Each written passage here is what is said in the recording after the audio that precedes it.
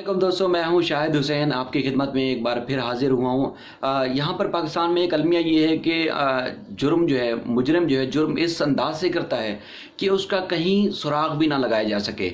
वो इस महारत से जुर्म करते हैं कि उसकी कोई नामो निशानी कहीं ना छोड़ा जा सके। इस तरह का एक अलमिया होता है पाकिस्तान में कि चाहे वो दहशतगर्दी की वारदातें हों या करप्शन के संगीन जो है वो केसेस हों, उसमें सुराग लगाना बड़ा मुश्किल काम होता है हमारे इदारों के लिए। सिंध में गंदम की चोरी के हवाले से जो गंदम गायब हुई अरबों रुपए की, उस हवाले से कुछ दिन से आप मीडिया पर खबरें देख रहे होंगे। ये केस ऐसा है कि जिसको हमने रोज़ाना की समातें जब हुई अदालत में तो कई कई देर तक चलता रहा ये केस। तो उसमें हमने अपने कानों से सुना, अपनी आंखों से देखा पूरा अहवाल, जो कि chief justice Sindh high court Ahmed Ali M Shaikh की सरबराही में कायम बेंच में ये केस चलता रहा। ये 9 अजला हैं सिंध के जिसमें गंदम चोरी हुई, जिसमें 15 अरब रुपए से ज़ायद का स्कैंडल था और नैब ने बड़ी महारत से इस जो पकड़ी गई गंदम थी, इसकी जो चोरी थी, इसकी चोरी को पकड़ने में जो है किरदार अदा किया। अक्सर हम कहते हैं कि दीगर जो सूबे हैं मुल्क के, उनमें नैब की कारकर्दगी बेहतर नहीं होती, लेकिन मैं अक्सर कहता हूं कि सिंध में और ख़ासकर कराची में जिस तरह नैब ने जो सरगर्मियां की हैं और जो करप्शन को बेनकाब किया है और जो बदनवान अनासर थे उनके खिलाफ जो कार्रवाइयाँ की हैं वो पूरे मुल्क में कहीं नहीं हुई। और इस तरह सखर नैब ने भी बेपनाह काम किया, जिसकी वजह से जो करप्ट अनासर थे उन पर हाथ डाला। जब ये सिंध हाई कोर्ट में केस ज़ेर समाअत था तो उस दौरान ये बात सामने आई कि ये जो लोग थे जो गंदम की चोरी में जो मुख्तलिफ फ्लोर मिल के मालिकान मुलव्वस थे, उनमें ज़्यादातर ऐसे थे जो पाकिस्तान पीपल्स पार्टी के जो निसार खोड़ो साहब हैं, जो कि सीनियर रहनुमा हैं, उनके फ्रंटमैन थे। नैब ने चूँकि ये इस महारत से काम हुआ था कि नैब जो है वो निसार खोड़ो तक तो नहीं पहुंच सका, लेकिन उनके फ्रंटमैनों तक पहुंचा और उनके खिलाफ कार्रवाई की और तकरीबन 10 अरब रुपए के करीब जो है वो लूटी गई, जो ये चोरी की गई गंदम थी उसकी रिकवरी की। और उसके बाद अब भी 4 रेफरेंसेस इन फ्लोर मिल मानकान, इसके अलावा जो सिंध फूड अथॉरिटी है, इनके खिलाफ जो वो दायर किए गए। और अब भी काफ़ी ऐसे लोग हैं जिन्होंने कभी सोचा भी नहीं था कि उनके ऊपर हाथ डाला जाएगा, लेकिन नैब ने उनके ऊपर हाथ डाला, रेफरेंस बनाए, तहकीकात की। अब उनके खिलाफ जो है मजीद कार्रवाइयाँ की जा रही हैं।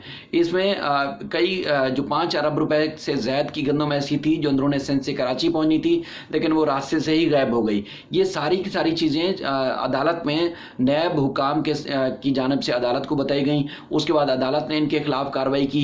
180 दिन के मार्कअप या मार्जिन के ऊपर उनको गंदम दी गई थी फ्लोर मिल को। उसके बाद ये मार्जिन बढ़ाया गया। उसके बाद जब इतना डिले हो गया, 1 साल से ज़ायद का अरसा हो गया, तो चीफ जस्टिस ने जब डंडा उठाया और नैब को कहा कि इनके खिलाफ सख्ती से कार्रवाई करें। और जब ये इन्होंने प्ली बार्गिन की दरख्वास्त दी फ्लोर मिल मालिकान ने, तो तब तक जो है वो मार्कअप भी साथ वसूल किया जाए। तो ये बेशुमार और इंतहा एक बड़ी कार्रवाई थी इन चोरों के खिलाफ कि अदालत ने भी अपना किरदार अदा किया उनको पकड़ने में, नैब ने भी किया, और फ्लोर मिल के साथ साथ जो महकमा खुराक सिंध के जो मुलव्वस अफसरान थे उनके खिलाफ भी कार्रवाई हुई और बड़ी करप्शन पकड़ी गई। और अब जो है वो ये सारी चीज़ें आपके सामने हैं कि अरबों रुपए की करप्शन बेनकाब हुई। अब निसार खोड़ो साहब चूँकि इलेक्शन में नाअहल हो चुके थे, उनको इलेक्शन कमीशन ने नाअहल दिया था, उनकी अपीलें भी मुस्तरद हुई थी। अब वो बैठ के बड़ी बड़ी बातें करते हैं कि वफाकी हुकूमत के खिलाफ भी, और बड़े जो है वो मायनाज जो है वो सियासतदान समझे जाते हैं सिंध में।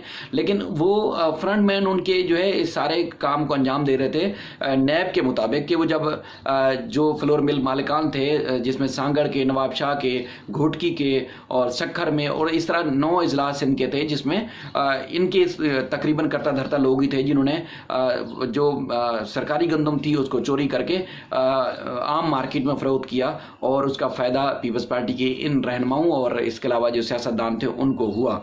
तो ये इस तरह की चीज़ें थी।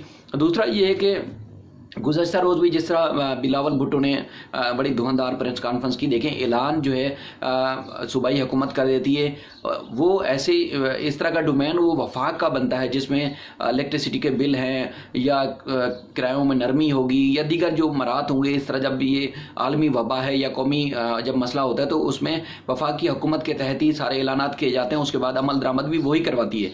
लेकिन सूबा क्रेडिट लेने के लिए ऐलान तो कर देता है, लेकिन अमल दरामद करने के लिए ना तो उनके पास आईनी और कानूनी इख्तियार है और ना ही जो है उनके पास इखलाकी कोई जवाब बनता है, ना ही उनके पास कोई पैसा है। तो वो ऐलान तो कर देते हैं, आवाम को गुमराह करने के लिए दाद वसूल कर लेते हैं, लेकिन उनके पास असल में हकीकत में कुछ होता नहीं है। उनके पास ना तो आवाम को क्रेडिट दे सकते हैं, आवाम को ना कोई फ़ायदा पहुंचा सकते हैं। इस तरह जो दस्तावेज़ात अदालतों में पेश होती नहीं, उन दस्तावेज़ात की रोशनी में मैं आपको बता रहा हूँ कि 2 करोड़ रुपए से ज़ायद हर ज़िले के लिए जो है इन्होंने इस राशन की तकसीम के नाम पर कोरोना और लॉकडाउन के दौरान जारी किए। अब लाखों की आबादी है, उसमें शायद 10 रुपए फी पर्सन शायद आते हों। इस जो कोरोना वबा के हवाले से इन्होंने जो रकम जारी की, तो 10 रुपए देकर इन्होंने शायद बड़ा एहसान कर लिया कौम के ऊपर। और अब ये है वो वफाक के ऊपर इल्ज़ाम तराशी करके उनसे कहते हैं कि आप हमें पैसा जो है वो दें, लेकिन असल में ये बनते ही नहीं थे। इनके ना ऐलानात बनते थे कानून के मुताबिक, ना ये कर सकते थे और ना करना चाहिए था, लेकिन सिर्फ और सिर्फ सियासत खेल कर जो है वो इतनी बड़ी बड़ी बातें की, दावे किए गए। अब गुज़श्ता रोज़ एक खबर आई हैदराबाद से। हैदराबाद में बहुत बड़ा तकरीबन जो कराची का दूसरा बड़ा शहर है, सिंध का दूसरा बड़ा शहर है, उसमें सिर्फ एक वेंटिलेटर है, वो भी ख़राब है। और जहाँ इन्होंने करतीना सेंटर बनाया वहाँ पर भी जो है वो ऑक्सीजन तक जो है वो फराहम नहीं की गई। और वहाँ का जो फोकल पर्सन बनाया गया हमारे जो हरदल अजीज़ और साबिक सूबाई वज़ीर शर्जील इनाम मेमन साहब हैं, उनके ऊपर भी खुद करप्शन के 2 केसेस ज़ेर समात है, अदालतों में वो पेशियाँ भुगत रहे हैं। एक केस में उनकी कन्फर्म ज़मानत हो चुकी है, दूसरे में अबूरी ज़मानत पर हैं। वो इस चीज़ को मॉनिटर कर रहे हैं हैदराबाद में। तो आप खुद अंदाज़ा लगाएं कि अब उनकी क्या क्रेडिबिलिटी होगी उन्हें इक़दाम की, और वो क्या इक़दाम कर रहे होंगे जब इतनी आलमी वबा पूरी दुनिया में फैल चुकी है और सिंध रोज़ बैठ के बात करता है कि यहाँ अमवात बढ़ रही हैं, कोरोना के मरीज़ बढ़ रहे हैं और वसाइल ना होने के बराबर हैं। तो आपने वसाइल दिए कहाँ हैं? जब आप जो महकमा सेहत का जो शोबा है वो तो जब 18वीं तरमीम की आप बात करते हैं तो सेहत का शोबा तो प्योरली जो है वो सूबे के पास है। तो सूबा क्या इकदाम कर रहा है? आपके वेंटिलेटर ख़राब पड़े हुए हैं, आप रोज़ मुख्तलिफ अस्पतालों की वीडियोज़ देखते हैं, उनकी हालत ज़ार ख़राब हो चुकी है, उनकी देखने के लायक नहीं है और डॉक्टरों की कमी है। और थर में या मुख्तलिफ जो इलाके हैं सूबे के, वहाँ पर अस्पतालों की इंतहाई बुरी हालत हो चुकी है। इससे पहले भी कोरोना तो अब आया, तो आप कोरोना के चक्कर में, आप अपनी सियासत खेलने के चक्कर में अपना एक टाइम पूरा कर रहे हैं, लेकिन आप आवाम को सहूलियात नहीं दे रहे। और इस सारे के सारे सिनेरियो में जब हम बात करते हैं एमक्यूएम की, तो एमक्यूएम गायब है इस पस मंज़र से। और ये मौका था, अगर पीटीआई डिलीवर नहीं कर पा रही, अगर पीपल्स पार्टी डिलीवर नहीं कर पा रही, तो शहरी आबादी को सपोर्ट करने के लिए एमक्यूएम को आगे आना चाहिए था। लेकिन एमक्यूएम खुद शायद बेबस और लाचार है, एमक्यूएम भी इस सारे सीन से आउट है। तो अब पहले दौर ये था कि करप्शन करो या दहशतगर्दी की कोई वारदात करो और उसके बाद आप पकड़े नहीं जाओ, इस महारत से करोगे। लेकिन अब इदारे काफ़ी मजबूत हो चुके हैं और जितना बड़ा कोई शख्स होगा या जितना बड़ा कोई वडेरा होगा, वो पकड़ा एक ना एक दिन ज़रूर जाएगा। और ये गंदम की चोरी में भी यही हुआ। और अब जब ये कोरोना के हवाले से आप करोड़ों रुपए के फंड्स जारी कर रहे हैं या अरबों रुपए के फंड्स जारी कर रहे हैं, अगर वो नाम नेहाद कहीं राशन के नाम पर जारी कर भी रहे हैं, तो एक दिन एक दिन ये भी आपकी करप्शन पकड़ी जाएगी। तो उस वक्त आपकी पोजीशन क्या होगी, उस वक्त आप कहाँ खड़े होंगे? तो इसलिए आप बात ऐसी करें कि वो लोगों को हज़म भी हो। ऐसी बातें ना करें कि लोगों को हज़म भी ना हो, क्योंकि पूरा का पूरा करैक्टर हमारी सियासी जमातों का वो दागदार है।